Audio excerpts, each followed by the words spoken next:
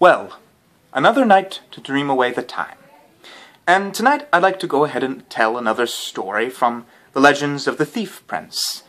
And you all might remember the Thief Prince, the story of how he defeated the Nightmare, and the story of how he managed to steal from death itself, or to be more accurate, how he managed to get back what death had stole from him. And you might also remember the story of how he managed to escape with all those balloons from prison. But tonight I'd like to tell an altogether different story. And it's kind of a hard story to explain, so I guess the best way would just to go ahead and crack open the spine of the book and tell you the tale. So here's how it begins. The Thief Prince and Red Fox were riding off into the Great Plains, which seemed to stretch out endlessly before them. They were off on another one of their adventures, but they'd been traveling for some time, and they were getting a little tired, and they needed to find a place to stay for the night. Well, anyways, as they rode forward, there seemed to be, there was a storm going on, so they were looking for any place they could stay, and finally they saw a house, a big wooden house on the top of the hill. And the Thief Prince noticed that there was smoke coming out of the chimney, and they decided to go up and see if the people would be willing to give them shelter for the night. Well, anyways, after they tied their horses down, the Thief Prince and Red Fox walked forward, and the Thief Prince knocked at the door.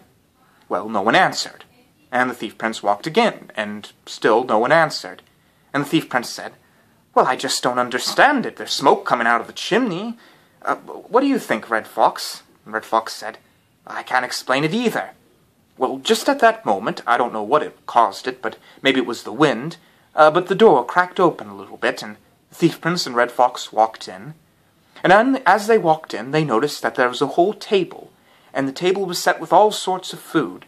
And the Thief Prince and Red Fox looked at each other, and the Thief Prince said, "Well, what do you think?" And Red Fox said, "Well, I don't know. I figure it might be some sort of enchantment." And the Thief Prince said, "Well, you might be right, but on the other hand, it'd be no use leaving all this good food to go to waste, and we can just wait here until the owners come." Well, anyways, a Red Fox, he nodded his head, and so they both sat down and they began to eat. The meal was a bit cold, but they were so hungry that they couldn't have even cared, and they ate it all. And as they sat there, they waited a little while longer for the owners to come, but when no one came, the Thief Prince said, "Well, I suppose it wouldn't be harm if we just sat down or lay down on the floor and slept, at least until the owners arrive." And so that's what they did. They laid down and they slept. Well, anyways, the next morning, the sun was shining brightly, and the Thief Prince awoke to the sound of the birds chittering and chattering, and as he stood up, he looked up and he saw the strangest sight he had ever beheld in his life. For there in front of him was a family. There was a man, there was a woman, there was another man, and there was a little boy. But these four people were unlike any people he had ever saw, for these four people were made entirely of glass. Their hands were glass, their legs were glass, their eyes were made of glass. And the Thief Prince watched because, strangely enough, they were moving all around. They seemed to glide across the floor. And the Thief Prince watched them for a moment, and finally he nudged Red Fox. "Red Fox! Red Fox!" Red Fox, he began to blink his eyes lazily. What is it, Thief Prince?" And Thief Prince said, "You've got to take a look at this." Red Fox, he stood up, and he looked around, and he saw all the glass men that were moving about, and he said, "What in the name of the devil?" And suddenly all the creatures looked over, and one of them, it said, "Hello there, excuse me, what exactly are you creatures?" And the Thief Prince said, "I could ask the same question to you. What exactly are you?" And the creature said, "Oh, we don't exactly know ourselves. You see, last night we were out about in the woods, we were walking around, and then there was a great storm, and we went off and hid. Anyways, when we came back to the house, all the food was gone, and the fire was put out, and we just can't explain it." And the Thief Prince, he said, "Well, I guess I should go ahead and tell you all that you're not like most sights. Do you know where you exactly come from?" And the glass man said, "Well, yes, we do. You see, I suppose I understand why this is a little odd for you. You see, we were created by a great magician known by the name of Falthazar. And Falthazar worked his entire life to try and create an invention that will allow anomalous objects to come to life. He worked for 30 or 40 years, and when he was finally finished, he had created 1,000 glass figurines, which all begin to come to life before him. And he was so happy about his accomplishment that his heart gave out, and he fell down on the ground and keeled over right there and then. Well, anyways, we glass figurines, many of us went off into the hills and into the valleys. And we four have stayed here at this house. Oh, this is my family. My name is Arkin, and he pointed to the man. This is Bazaar. This is my wife, Teresa. And this is our son, Thomas. And Thomas, he waved his hand. And the Thief Prince, he said, "Well, what an incredible story. Well, I suppose I'll tell you all exactly what kind of world you're living in. Red Fox, could you make up some breakfast?" And so that's what they did. They all sat there and they had breakfast, and the Thief Prince explained all about the outworld world, all the battles and all the empires that had been made, and the glass people watched in amazement. And the Thief Prince told the little boy all of the stories of his great adventures. Well, anyways, as they were busy eating and having breakfast, for the Thief Prince had to show them how to eat, because they had no idea how it worked, one of the woman, Teresa, saw something lying on the ground. I believe it was a handkerchief. And she kneeled down to pick it up, and she accidentally broke one of her fingers. And she let out a cry. "Oh no, it's happened, it's happened! Oh, one of my fingers! And that was my favorite one too. It had my wedding ring on it." And the glass man said, "Oh no, now it will be broken forever."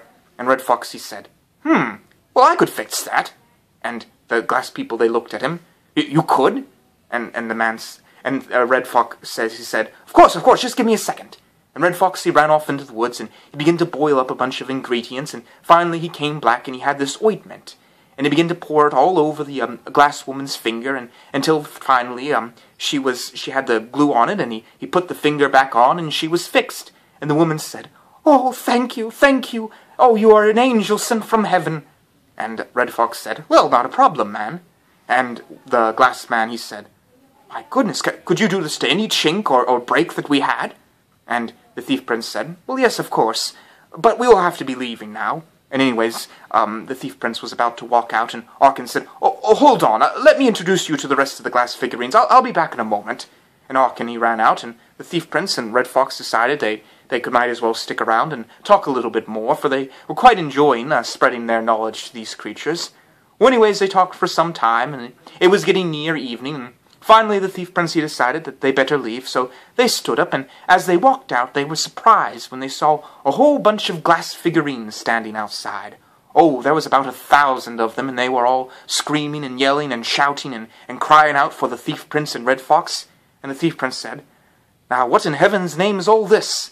And one of the glass figurines, "Oh!" And another said, Oh, please, Thief Prince, we too are parts of ourselves have been broken.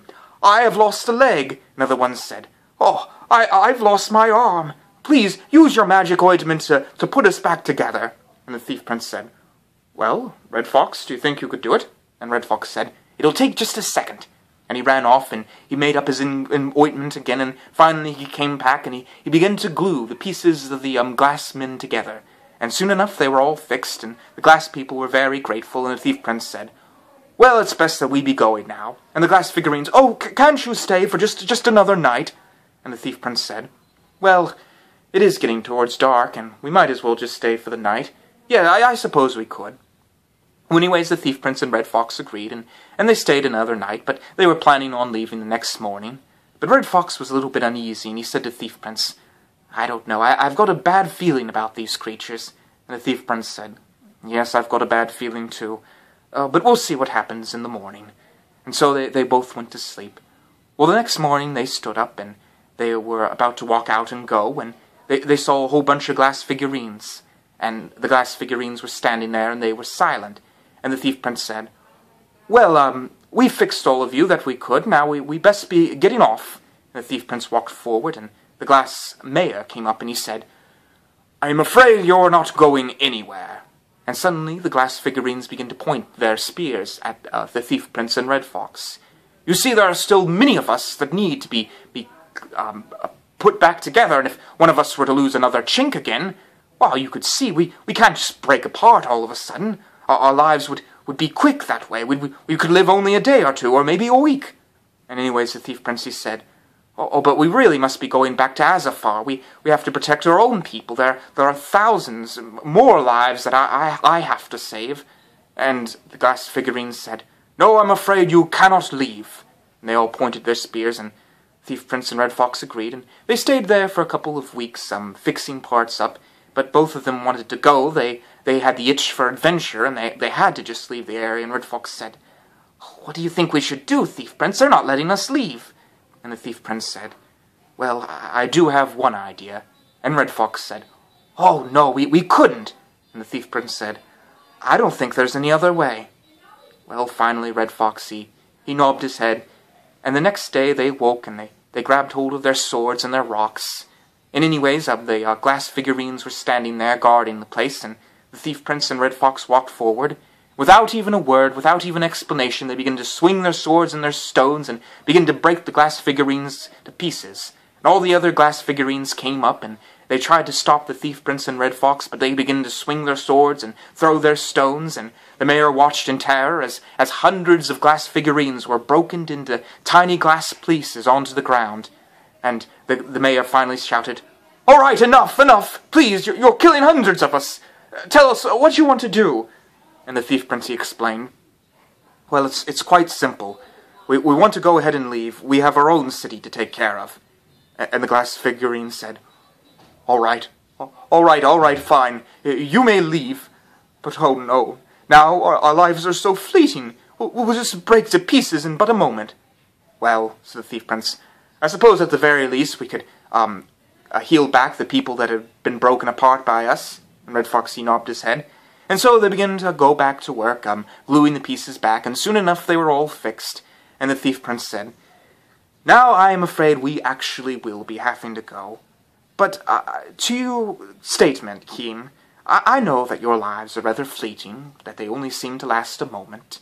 But that is simply just a part of life, and all of our creatures have been given our own amount of life to live. The best we can do is not complain about the life and how short of a life we have, but simply to live the most of the life that we have been given, to do as much as we can with it. And the Thief Prince said, Maybe in a way your fleeting existence is actually a bit of a blessing. And the Thief Prince, he looked at them all. But we have to be going. So long. And so the Thief Prince and Red Fox rode off. And Red Fox, he said, Oh, but I do sort of feel sorry for them, Thief Prince. Yes, said the Thief Prince, I do too. But don't worry, Red Fox. We have our own adventures to take care of. And maybe we'll come back someday. And anyways, they continued riding off into the sun. And that is all of the story that I wanted to tell you all tonight. From the Fireside Tales, as always, sweet dreams and good night.